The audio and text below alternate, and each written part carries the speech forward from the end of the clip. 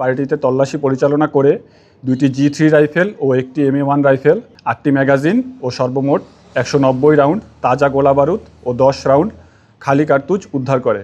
বিশ্বস্ত গোয়েন্দা তথ্যের ভিত্তিতে জানা যায়, টেকনাফ উপজেলার নীলা ইউনিয়নের ফুলেরডেল এলাকার ওয়ারেন্টভুক্ত পলাতক আসামি সাইফুল ইসলাম ওরফে ভুট্টু সাইফুল তার অবৈধ অস্ত্র ও মাদক উক্ত এলাকার বাসিন্দা মাদক চোরাকারবারি দেলোয়ার হোসেন পিতা শামসুল আলম এর নিকট মজুদ রেখেছে। তথ্যটি যাচাই বাছাই করে দ্রুত সময়ের মধ্যে অপারেশন পরিকল্পনা প্রণয়ন করে বাংলাদেশ নৌবাহিনী।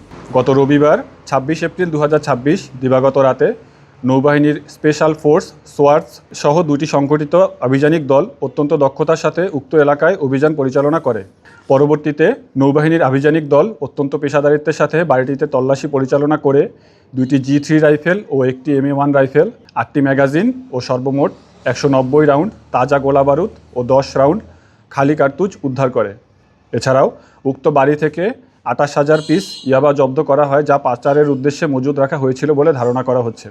অভিযানে উদ্ধারকৃত অস্ত্র, গোলাবারুদ ও মাদকদ্রব্য সংশ্লিষ্ট কর্তৃপক্ষের নিকট হস্তান্তরের প্রক্রিয়া চলমান রয়েছে। বাংলাদেশ নৌবাহিনী গোয়েন্দা নজরদারি, প্রশিক্ষিত বিশেষ বাহিনী এবং দ্রুত প্রতিক্রিয়াশীল অপারেশন পরিচালনার মাধ্যমে উপকূলীয় অঞ্চলে অবৈধ অস্ত্র ও মাদক চোরাচালান প্রতিরোধে নিরলসভাবে কাজ করে যাচ্ছে।